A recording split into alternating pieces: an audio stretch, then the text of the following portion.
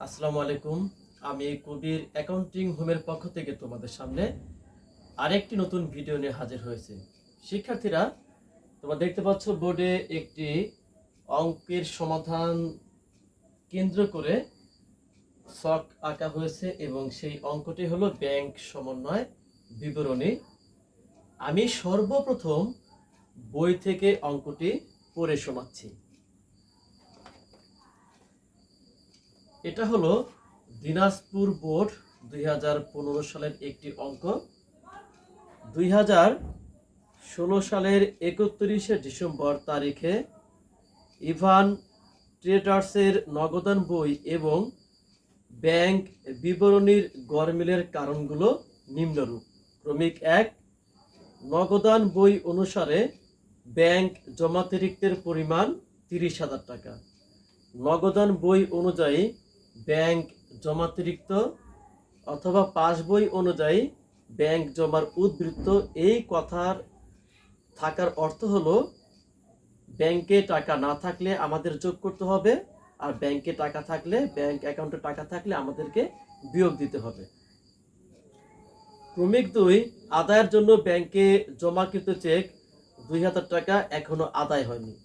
তার মানে আমরা ক নম্বরের যে সমাধান, এটা তোমাদেরকে পরে দেখাবো। আমরা সর্বপ্রথম খ নম্বরের সমাধানটা এখানে দেখানো হবে।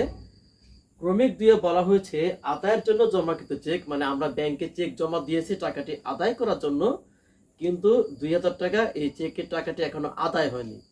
আদায় না হওয়ার অর্থ হলো এই টাকাটি কিন্তু এখনো ব্যাংকের হিসাবে জমা হয় নাই। তার মানে কি, ব্যাংকে কিন্তু টাকাটি নেই, এবং নেই এই কারণে আমাদেরকে এখন যোগ করতে হবে।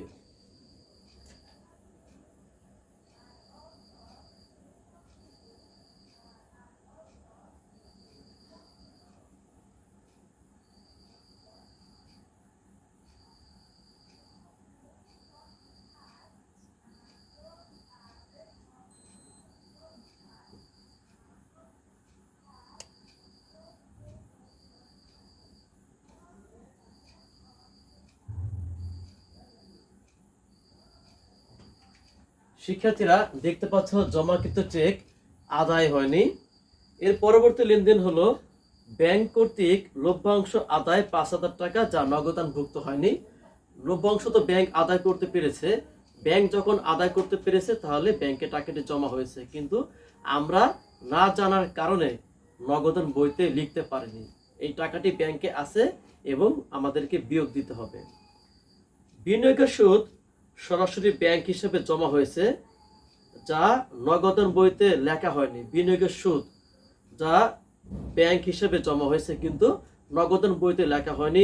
1/7/16 তারিখে বিনিয়োগ ছিল 12%, 1 লক্ষ টাকা। তার মানে আমরা এই 1 লক্ষ টাকা, এই 12% যেটা বিনিয়োগের সুদ, সেটা এখানে ব্যাংকে অলরেডি আমাদের জমা হয়েছে, কিন্তু আমরা সেটাকে নগদান বইতে লিখতে পারিনি। কিন্তু এই টাকাটি জমা হওয়ার কারণে ব্যাংকে টাকাটি আছে এবং আমাদেরকে বিয়োগ দিতে হবে।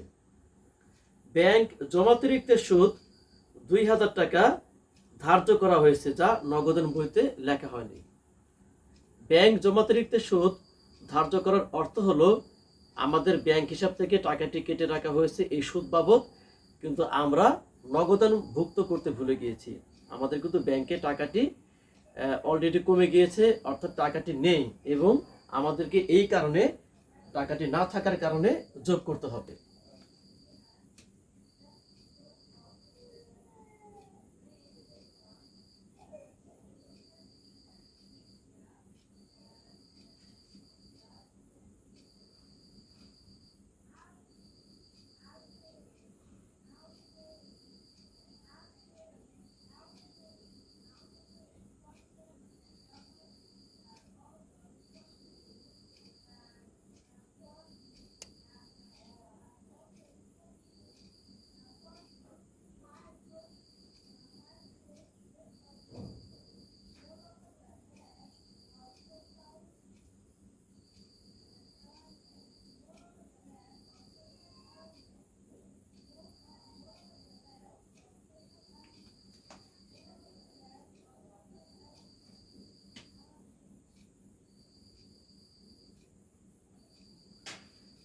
শিক্ষার্থীরা দেখতে পাচ্ছ ব্যাংক জমাতিরিক্ত সুদ যা নগদানভুক্ত হয়নি 2000 টাকা।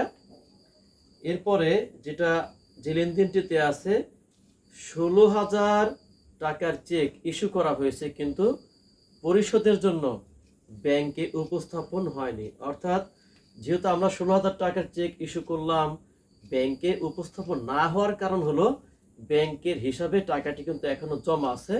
যেহেতু টাকাটি জমা আছে তার মানে আমাদেরকে বিয়োগ দিতে হবে। প্রদয় হিসাবের 10,000 টাকা ব্যাংক কর্তৃক পরিশোধ যা নগদান বইতে লেখা হয়নি। তার মানে প্রদয় হিসাবের যে 10,000 টাকা সেটা কিন্তু আমরা পরিশোধ করে দিয়েছি, কিন্তু নগদান বইতে লেখা হয় নাই। যেহেতু ব্যাংক পরিশোধ করে দিয়েছে তার মানে ব্যাংকে টাকাটি কিন্তু নেই, এবং না থাকার কারণে আমাদেরকে যোগ করতে হবে।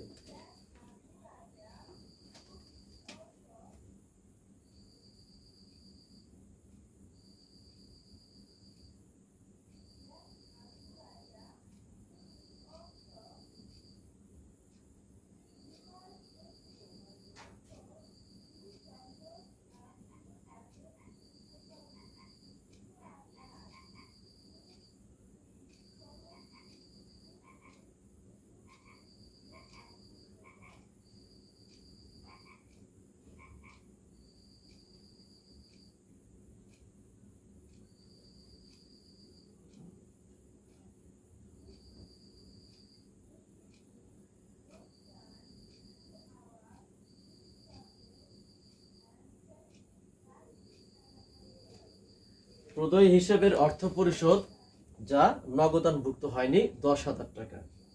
এরপরে আমাদের আর কোনো লেনদেন নেই যেটা আমরা এখানে যোগ করব।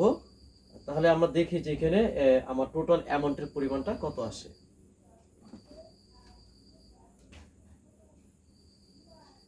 30,000, 2 32,000, 2 34,000 এবং 10, এখানে টোটাল অ্যামাউন্ট হলো 44,000।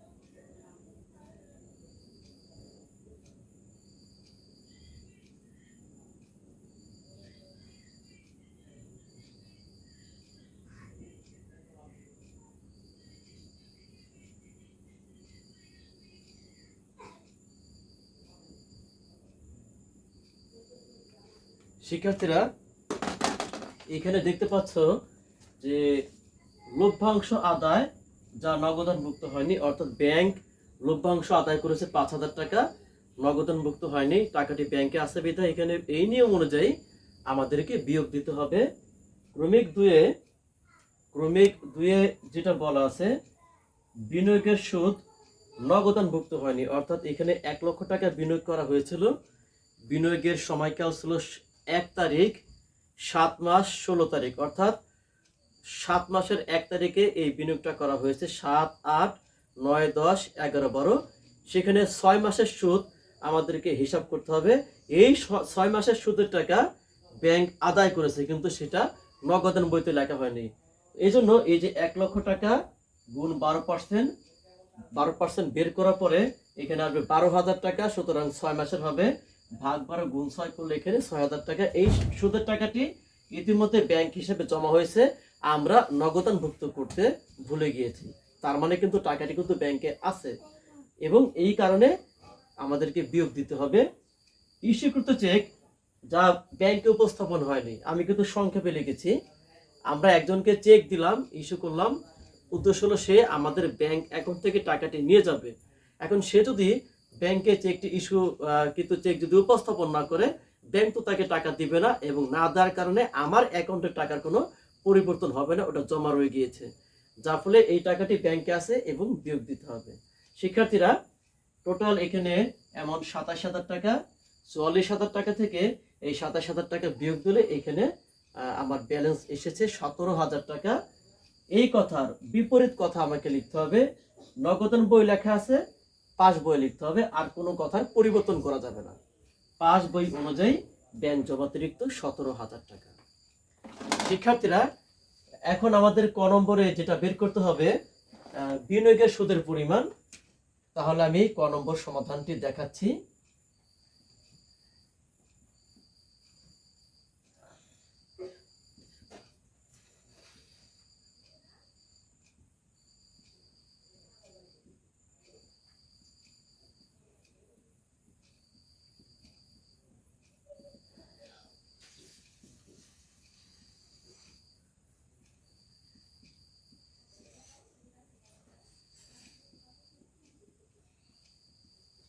দেখতে পাচ্ছ একই কিন্তু সমাধান, 1 লক্ষ গুণ 12%, তারপরে ভাগ 12 গুণ 6, 6 মাসের সুদটা আমাকে এখানে উপস্থাপন করতে হবে। এই সুদের টাকাই আমাদের ব্যাংক অ্যাকাউন্টে যোগ হবে। শিক্ষার্থীরা আশা করি ক এবং খ এই দুইটা সমাধানই তোমরা বুঝতে পেরেছো। অনিবার্য কারণবশত আমি এখন গ নম্বরের সমাধান দেখাতে পারবো না। শিক্ষার্থীরা যাবার আগে একটি কথা বলতে চাই, আমার ফেসবুকে 2টি পেজ আছে, একটি আমার মূল পেজ কবির হোসেন, আমি বর্তমানে এই মূল পেজে ভিডিও দিচ্ছি, আরেকটি ফেসবুকে সহায়ক পেজ ছিল কবির অ্যাকাউন্টিং হোম। এই কবির অ্যাকাউন্টিং হোম যেটা ফেসবুকে আছে, আমি এই পেজে আপাতত কোনো ভিডিও ছাড়ছি না। মূল পেজে সবাইকে আমি আমন্ত্রণ জানাচ্ছি, তোমরা অবশ্যই আমার পেজটি ফলো দিবে এবং এর পাশাপাশি ইউটিউব চ্যানেলে কবির অ্যাকাউন্টিং হোম নামে আমার আরেকটি চ্যানেল আছে, তোমরা অবশ্যই সেই চ্যানেলটি সাবস্ক্রাইব করবে। শিক্ষার্থীরা তোমাদের সবার সুস্বাস্থ্য কামনা করছি, তোমরা সবাই ভালো থাকো।